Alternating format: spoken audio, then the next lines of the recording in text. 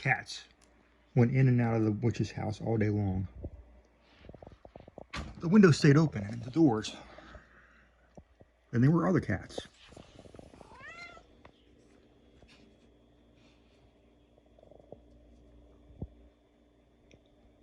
Cat-sized and private in the walls and up in the attic.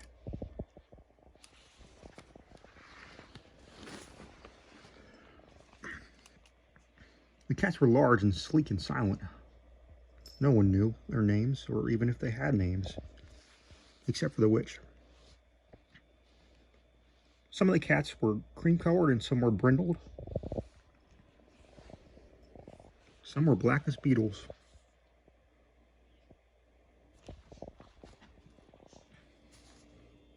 They were about the witch's business. Some came into the witch's bedroom with live things in their mouths. When they came out again, their mouths were empty. The cats trotted and slunk and leapt and crouched.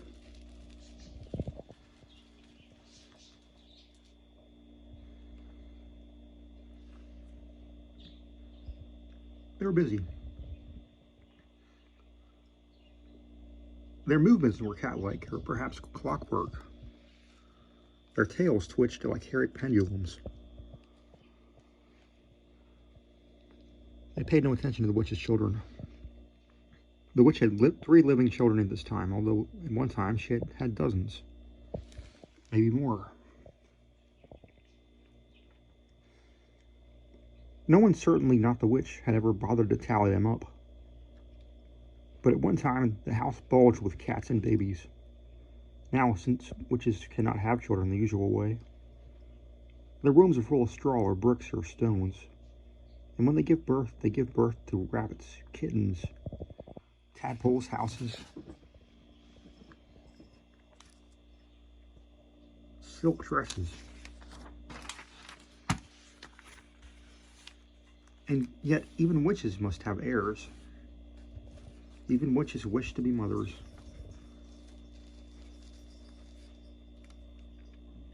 The witch had acquired her children by other means. She had stolen or bought them. She had a passion for children with a certain kind of red hair. Twins she had never been able to abide. They were the wrong kind of magic. Although she sometimes attempted to match up sets of children, as though she had been putting together a chess set and not a family. If you were to say a witch's chess set instead of a witch's family, there would be some truth to that.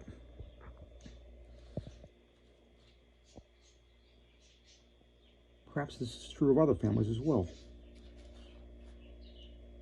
One girl she had grown like a cyst upon her thigh.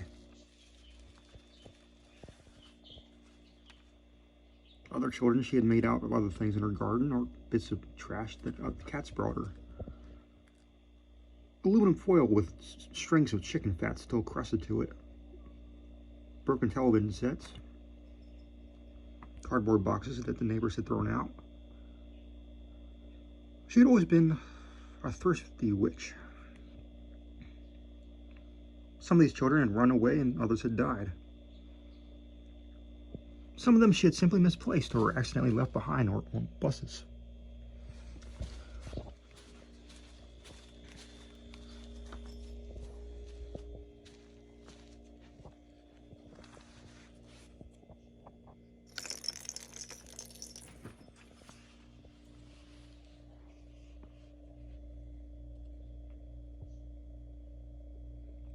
It is to be hoped that these children were later adopted into good homes or reunited with their natural parents.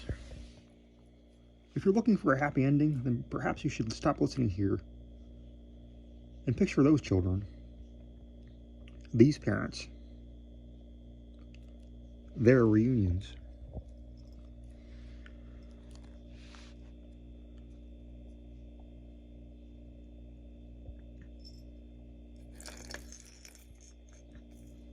Am I still reading? The witch up in her bedroom was dying. She'd been poisoned by an enemy, a man named Lack. The child, Finn, who had been her food tester, was dead already, and so were 3 cats who licked her dish clean. The witch knew who had killed her, and she snatched up pieces of time here and there from the business of dying to make her revenge.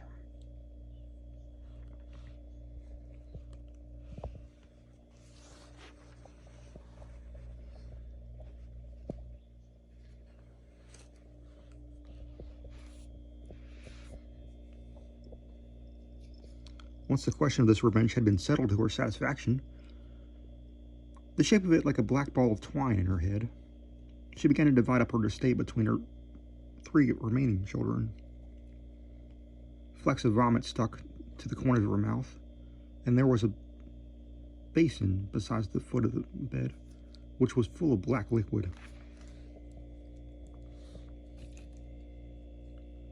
The room smelled like cat pee and wet matches. The witch panted,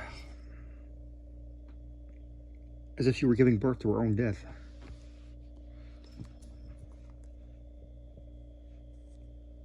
Flora shall have my automobile, she said, and also my purse, which will never be empty, so long as you will always leave a coin at the bottom. My darling, my spendthrift, my profligate, my drop of poison, my pretty Flora.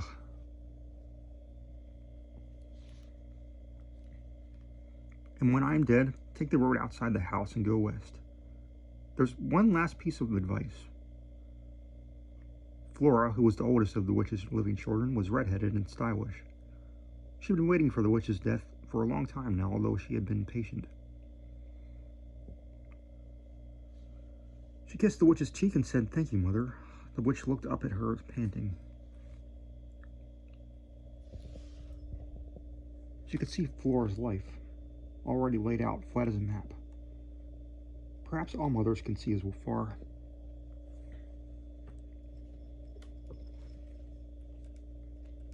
"Jack, my love, my bird's nest, my bite, my scrap of porridge," the witch said. "You shall have my books. I won't have any need of books where I'm going. And when you leave my house, strike out in an easterly direction, and you won't be any sorrier than you are now." Jack, who had once been a little bundle of feathers and twigs and an eggshell, all tied up with a tatty piece of string, was a sturdy lad, almost full grown. If he knew how to read, only the cats knew it, but he nodded and kissed his mother's gray lips. "And what shall I leave to my boy Small?" the witch said, convulsing. She threw up again in the basin. Cats came running, leaning on the lip of the basin to inspect her vomitus. The witch's hand dug into Small's leg. "Oh, it is hard, so very hard for a mother to leave her children, though I have done harder things. Children need a mother, even such a mother as I have been." She wiped at her eyes, and yet it is a fact that witches cannot cry. Small, who still slept in the witch's bed, was the youngest of the witch's children. Perhaps not as young as you think. He sat upon the bed, and although he did not cry, it was only because witches' children have no one to teach them the use of crying. His heart was breaking.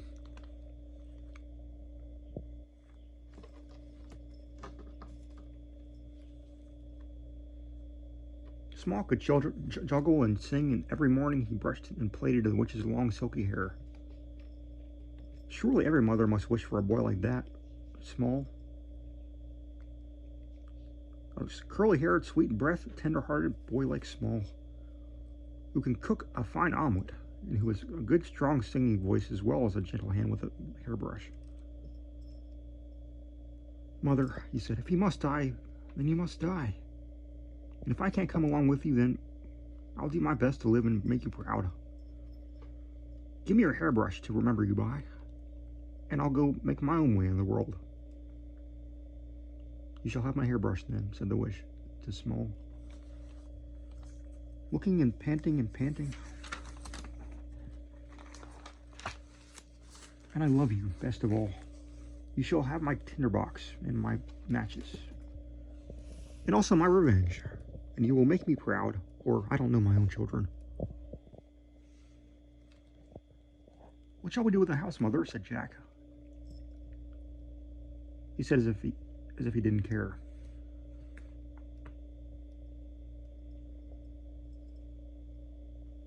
When I'm dead, the witch said, this house will be of no use to anyone. I gave birth to it, that was a very long time ago, and raised it up from just a dollhouse. Oh, it was the most darling dollhouse ever. It had 8 rooms and a tin roof, and a staircase that went up to nowhere at all. But I nursed it and rocked it to sleep in a cradle, and it grew up to be a real house. And see how it has taken care of me, its parent, how it knows a child's duty to its mother. And perhaps you see how it is now, how it pines, how it grows sick to see me dying like this. Leave it to the cats, that they'll know what to do with it.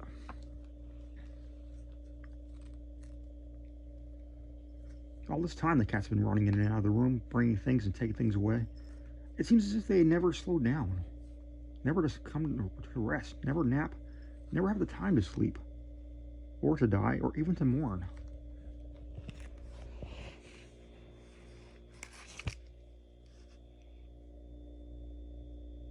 They have a certain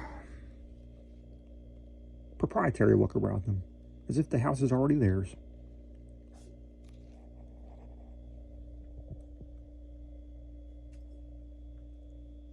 The witch vomits up mud, fur, glass buttons, tin soldiers, trowels, hat pins, thumbtacks, love letters mislabeled or sent without the appropriate amount of postage and never read, and a dozen regiments of red ants, each ant as long and wide as a kidney bean. The ants swim across the perilous stinking basin, clamber up the sides of the basin, and go marching across the floor on a shiny ribbon.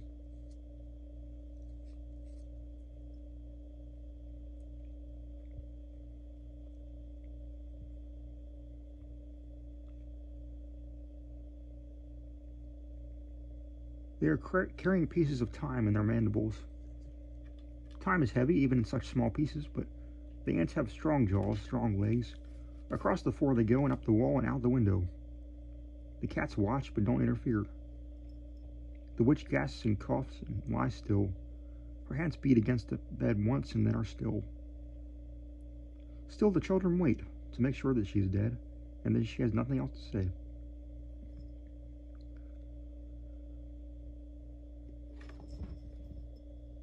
In the witch's house, the dead are sometimes quite talkative. But the witches have nothing to say else to say at this time. The house groans, and all the cats begin to mew piteously, trotting in and out of the room, as if they dropped something and must go hunt for it. They will never find it, and the children at last find it.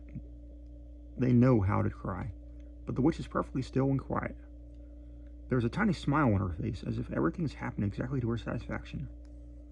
Or maybe she's looking forward to the next part of the story. The children buried the witch in one of her half-grown dollhouses. They crammed her in the downstairs parlor and knocked out the inner walls so that her head rested on the kitchen table in the breakfast nook.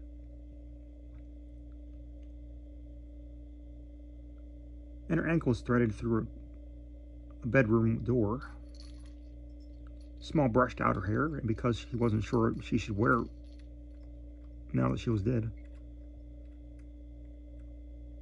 he put all her dresses on her, one over the other, until he could hardly see her white limbs at all beneath a stack of petticoats and coats and dresses.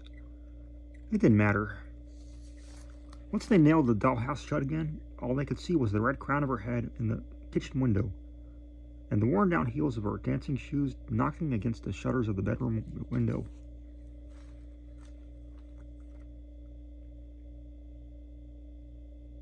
Jack, who was handy, rigged a set of wheels for the dollhouse and a harness so that it could be pulled. They put the harness on small pulled, and Flora pushed, and Jack talked and coaxed the house along, over the hill, down to the cemetery, and the cats ran along beside him.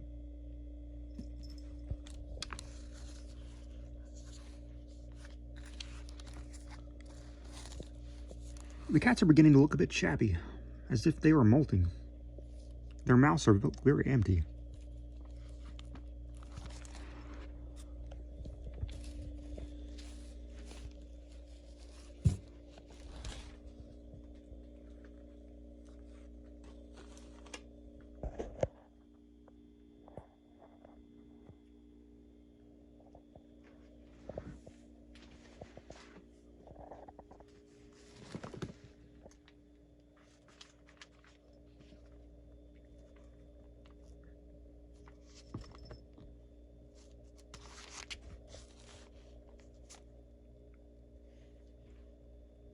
The ants had marched away through the woods and down into town.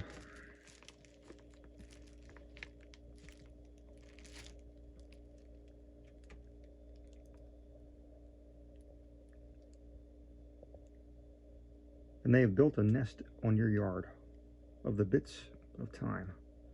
And if you hold a magnifying glass over their nest to see the ants dance and burn, time will catch father, and you will be sorry.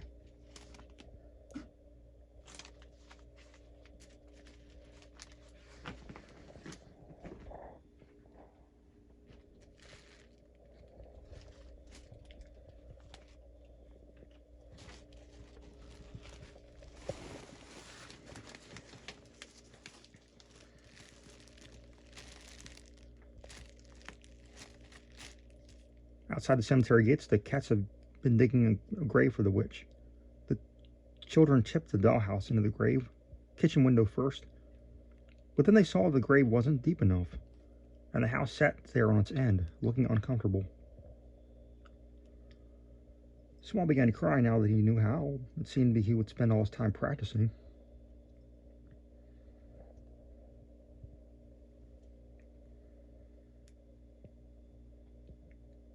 Thinking how horrible it would be to spend one's death all of eternity upside down, and not even properly buried, not even able to feel the rain when it beat down on the exposed shingles of the house, and seeped down into the house and filled your mouth and drowned you, so that you had to die all over again, every time it rained.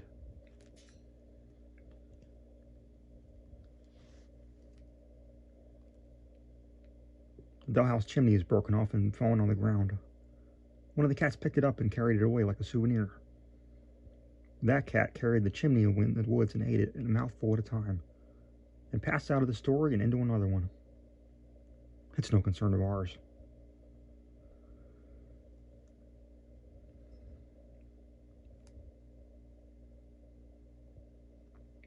The other cats began to carry out mouthfuls of dirt, dropping it and mounting it around the house with their paws.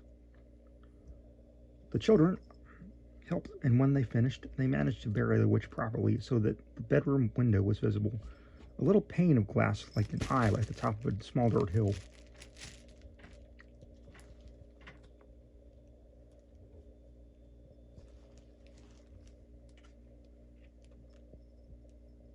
On the way home, Flora began to flirt with Jack.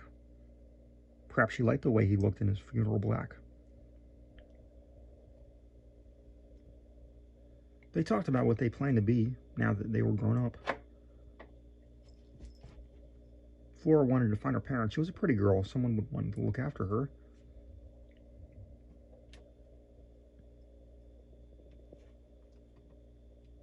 Jack said that he would like to marry someone rich. They began to make plans. Small walked a little behind, slippery cats twining around his ankles. He had the witch's hairbrush in his pocket, and his fingers slipped around the figured horn handle for comfort. The house, when they reached it, had a dangerous, grief-stricken look to it, as if it was beginning to pull away from itself.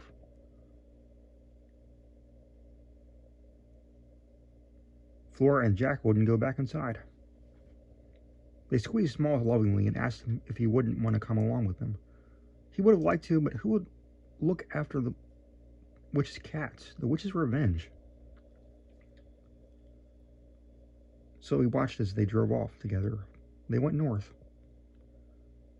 What child has ever heeded a mother's advice?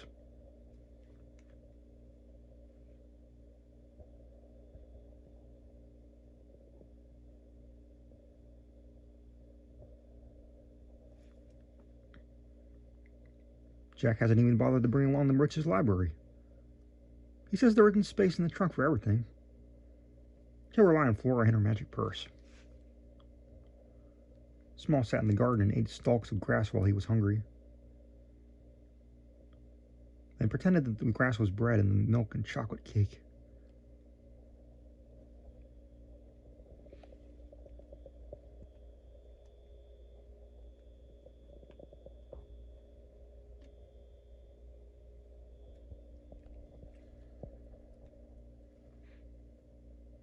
He drank out of the garden hose. When it began to grow dark, he was lonelier than he'd ever been in his life. The witch's cats were not good company. He said nothing to them. They had nothing to tell him about the house, or the future, or the witch's revenge, or about where he was supposed to sleep. He never slept anywhere except the witch's bed. So at least he went back over the hill and down to the cemetery. Some of the cats were still going up and down the grave, covering the base with mounds of leaves and grass and feathers, their own loose fur. It was a soft sort of nest to lie down on. The cats were still busy when Small fell asleep. Cats were always busy. Cheek pressed against the cool glass of the bedroom window, hand curled in his pocket around the hairbrush. But in the middle of the night, when he woke up, he was swaddled head to foot in warm grass-scented cat bodies. A tail was curled around his chin like a rope, and all the bodies are soughing breath in and out. Whiskers and paws twitching, silky bellies rising and falling. All the cats are sleeping in a frantic, exhausted, busy sleep. Except for one. A white cat, who sits near his head and looking down at him. Small's never seen this cat before, and yet he knows her, the way you know people when you visit in dreams. She's white everywhere, except for reddish tufts and frills at her ears and tail and paws, as if someone has embroidered her with fire around her edges. "What's your name?" Small says. He's never talked to witch's cats before. The cat lifts a leg and licks herself in a private place. Then she looks at him. "You may call me Mother," she says. But Small shakes his head. He can't call the cat that. Down under the blanket of cats under the window pane, the witch's Spanish heel is drinking in moonlight. "Very well, then. You may call me the witch's revenge," the cat says. Her mouth doesn't move, but he can hear her speaking inside his head. Her voice is furry and sharp, like a blanket made of needles. "And you make her comb my fur?" Small sits up, displacing sleeping cats, and lifts the brush out of his pocket.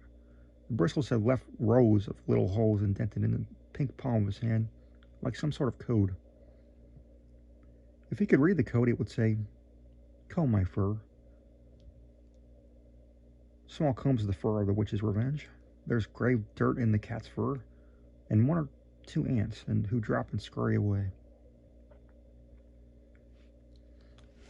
The witch's revenge bends her head down to the ground, snaps them up in her jaws.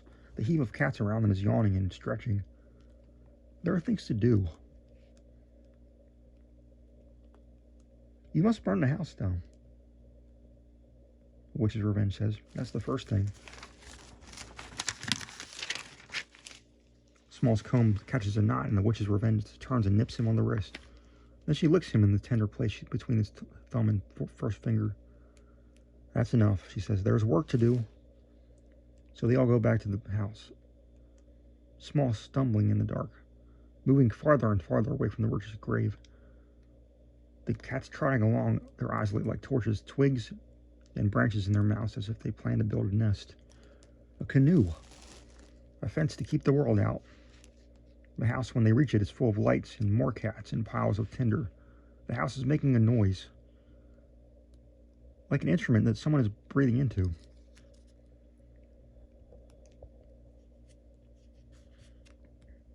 Small realizes all the cats are mewing endlessly as they run in and out of the doors, looking for more kindling.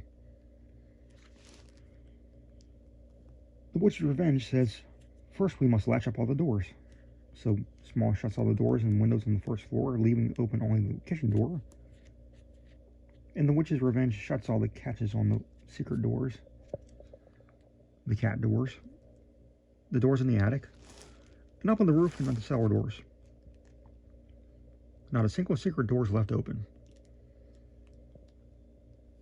Now all the noise is on the inside, and Small and the witch's revenge are on the outside. All the cats have slipped into the house through the kitchen door.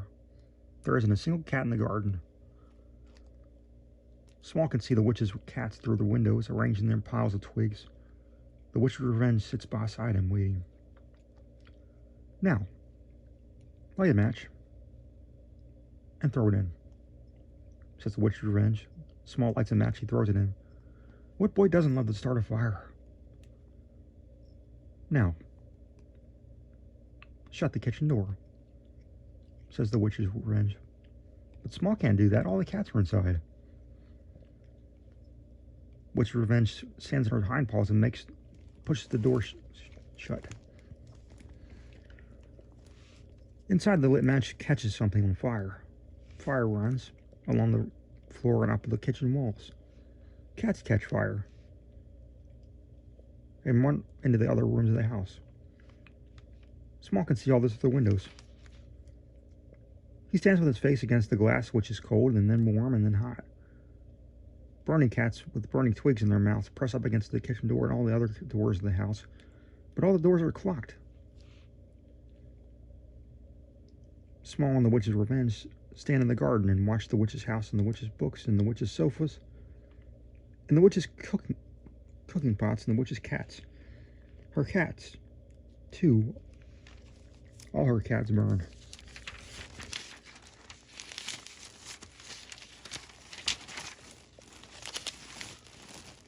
You should never burn during the house. You should never set a cat on fire. You should never watch and do nothing while a house is burning. You should never listen to a cat who says to do any of these things. You should listen to your mother when she tells you to come away from watching, to go to bed, to go to sleep. You should listen to your mother's revenge. You should never poison a witch. In the morning, Small woke up in the garden. Soot covered him in a greasy blanket. The witch's revenge was curled up asleep in his chest. The witch's house was still standing, but the windows had melted and run down the walls. The witch's revenge woke and stretched and licked Small clean with her small, shark-skinned tongue. She demanded to be combed. And then she went up into the house and came out, carrying a little bundle. It dangled boneless from her mouth like a kitten. It is a catskin. Small sees, only there is no longer a cat inside it. The witch's revenge drops it in his lap. He picked it up and something shiny fell out of the loose, light skin. It was a piece of gold, sloppy, slippery with fat.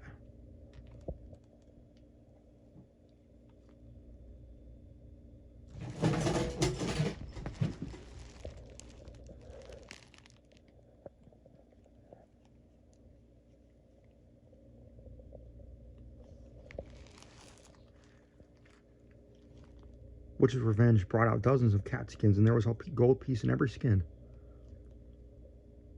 While Small counted his fortune, the witch's revenge bit off one of her own claws and pulled out a long witch hair out of the witch's comb. She sat up like a tailor, cross-legged in the grass, and began to stitch up a bag out of the many cat skins. Small shivered.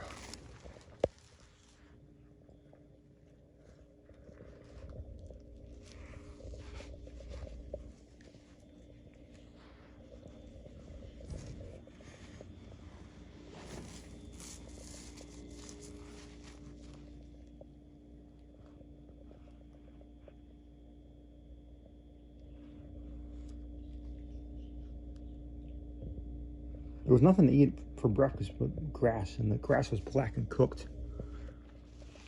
"Are you cold?" said the Witch of Revenge. She put the bag aside and picked up another cat skin, a fine black one. She slid a sharp claw down the middle. "It'll make you a warm suit." She used the coat of a black cat and the coat of a calico cat, and she put a trim around the paws out of gray and white striped fur. While she did this, she said to Small, "Did you know there was once a battle fought on this very patch of ground?" Small shook his head no. "And wherever there's a garden," Witch of Revenge said, scratching with one paw at the ground. "I promise you there's a people buried somewhere beneath it. Look here." She plucked up a little bit of brown clot, put it in her mouth, and cleaned it with her tongue. When she spat out the little circle again, Small saw a head of ivory regimental button.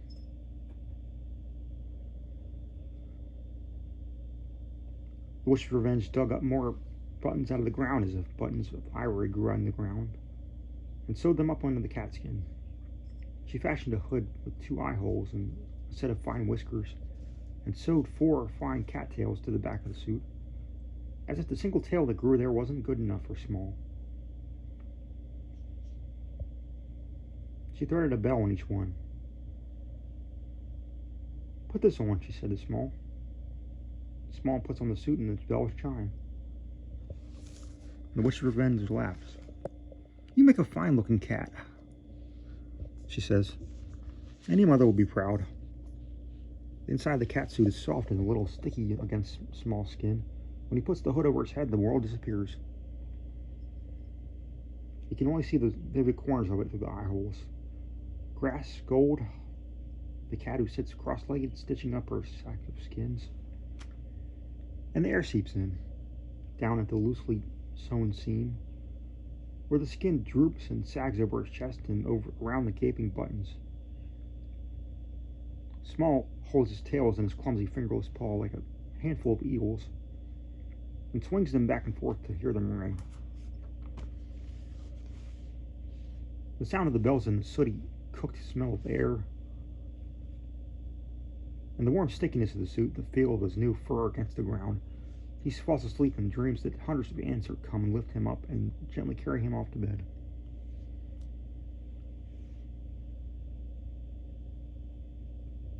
When Small tipped his hood back again, he saw the Witch's Revenge had finished her needle and thread. Small helped her fill the bag with gold. The Witch's Revenge stood up on her hind legs, took the bag, and swung it over her shoulders. The gold coins went sliding against each other, mewling and hissing.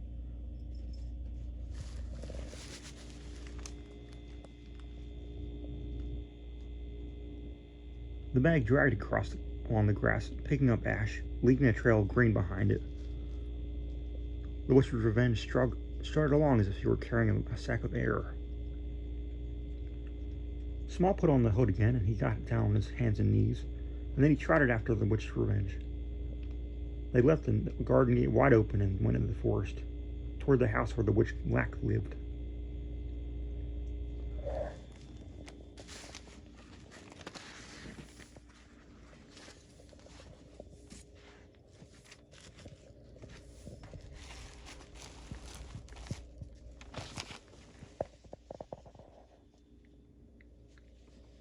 forest is smaller than it used to be. Small is growing, but the forest is shrinking. Trees have been cut down. Houses have been built, lawns rolled, roads laid.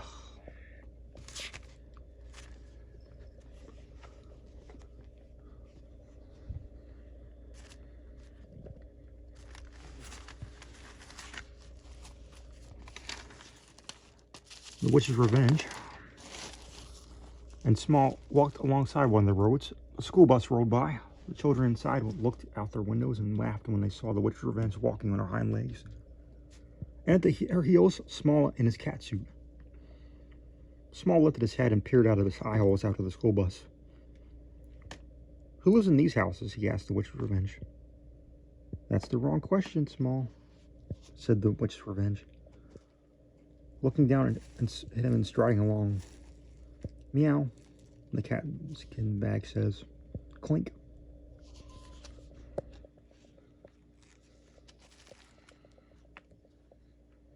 "What's the right question then?" Small said. "Ask me who lives under the houses," the witch's revenge says. Obediently, Small said, "Who lives under the houses?" "What a good question," said the witch's revenge. "You see, not everyone can give birth to their own house. Most people give birth to children instead, and when you have children, you need houses to put them in. So, children are in houses. People give birth to the first, and they have to build the second. The houses, that is. A long time ago, when men and women were going to build a house, they would dig a hole first, and they would make a little room out of a little wooden one, one-room house in the hole. And they'd steal or bug or buy a child to put in the house in the hole, to live there.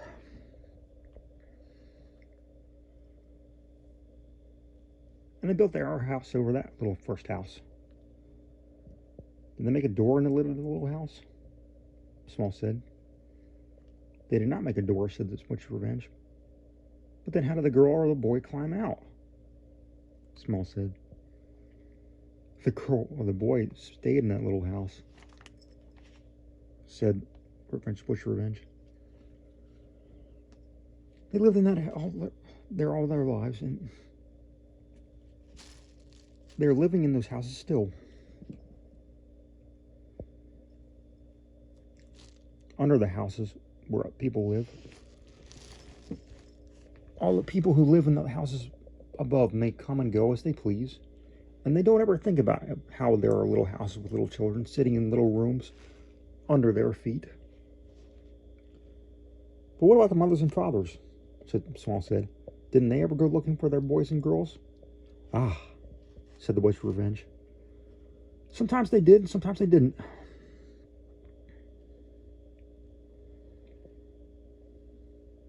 And after all, who was living under their houses? But that was a long time ago. Now people mostly bury a cat when they build a house instead of a child. That's why they call cats house cats. Which is why we must walk along smartly.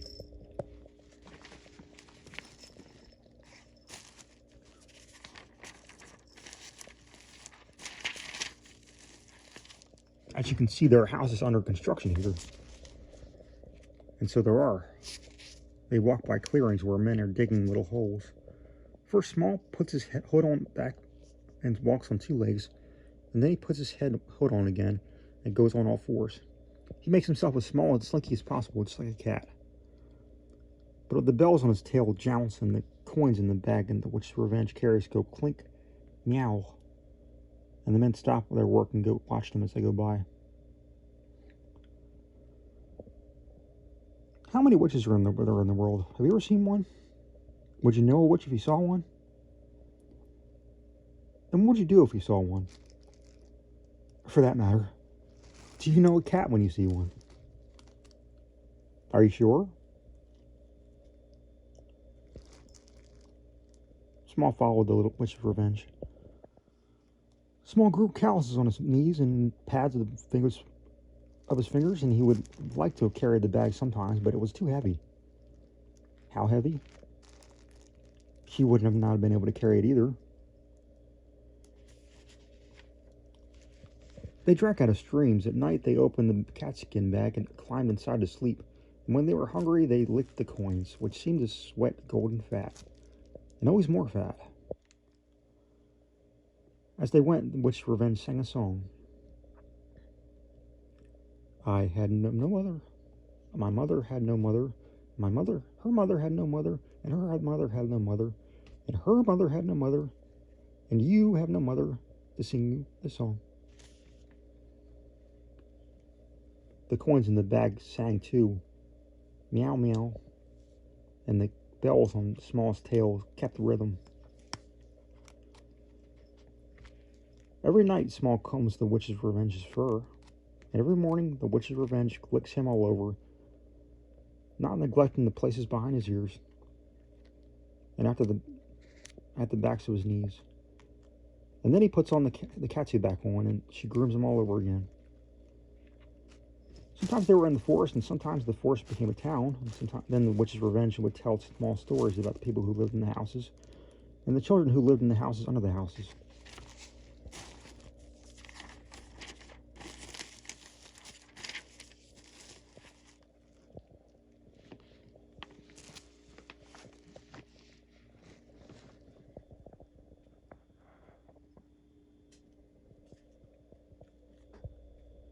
Once in the forest, the witch's revenge showed Small where there had once been a house. Now there were only stones of its foundation upholstered in moss, and the chimney stacks propped up with fat ropes and coils of ivy. The witch's revenge rapped on the grassy ground, moving clockwise around the foundation until both she and Small could hear a hollow sound. Witch Revenge dropped to all fours and clawed at the ground, tearing it up with her paws and biting at it, until they could see a little wooden roof. Witch Revenge knocked on the roof, and Small lashed on his tails. Well, Small, said the Witch Revenge, shall we take off the roof and let the poor child go? Small crept up close to the hole she made. He put his ear to it and listened, but he heard nothing at all. There's no one in there, he said. Maybe they're shy, said the Witch Revenge. Shall we let them out, or shall we leave them be? Let them out, Small said, but what he meant to say was leave them alone. Or maybe he said leave them be, and all they meant the opposite. Witch Revenge looked at him, and then Small thought he heard something then. Beneath him were they crouched frozen, very faint, scrabbling at the dirty, sunken roof. Small sprang away. The Witch Revenge picked up a stone and brought it down hard, caving the roof in. When they peered inside, there was nothing except blackness and a faint smell. They waited, sitting on the ground, to see what might come out. After a while, the Witch Revenge picked up her catskin bag, and they set off again. For several nights after that, Small dreamed that something was following them. It was small and thin and bleached and cold and dirty and afraid. One night it crept away again, and Small never knew where it went. But if it came to that part of the forest where they sat and waited by the stone foundation, perhaps you will meet the thing they set free.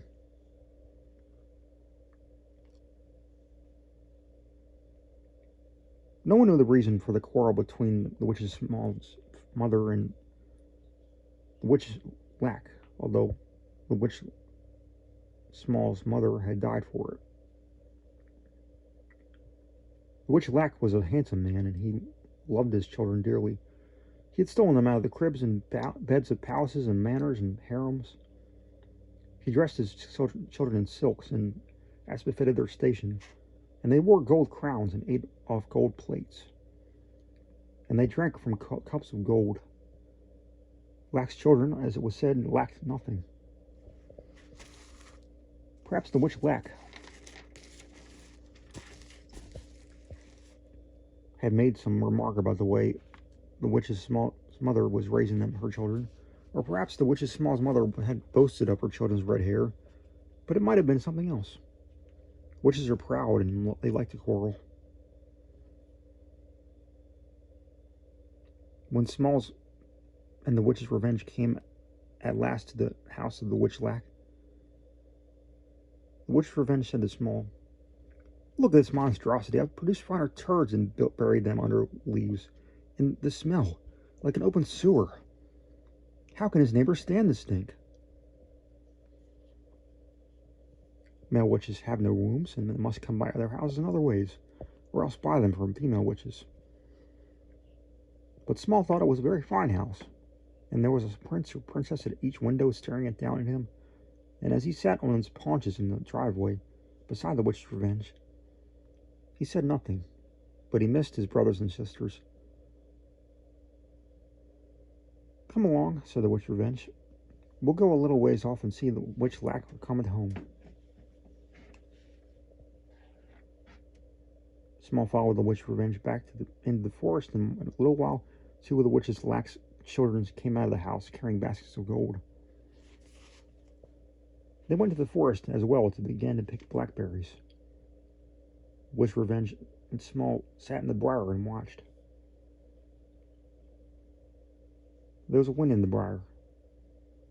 Small was thinking of his brothers and sisters. He thought of the taste of blackberries, the feel of them in his mouth, which was not at all like the taste of fat. The witch of revenge nestled against the Small's back. She was looking down at a lump of knotted fur at the base of his spine. The princesses were singing. Small decided that they would live in the briar with witch revenge. They would live on berries and smile at children who came to pick them. And the witch revenge would change her name. The word mother was in his mouth, along with the sweet taste of blackberries. "Now you must go out," said the witch revenge, "and be kittenish. Be playful. Chase your tail, but be shy, but don't be too shy. Don't talk too much. Let them pet you, don't bite." She pushed at Small's rump, and Small tumbled out of the briar and sprawled at the feet of the witch's Lack children. Princess Georgina said, "Look, it's a dear little cat." Her sister Margaret had said doubtfully, "But it has 5 tails. I've never seen a cat that had needed so many tails."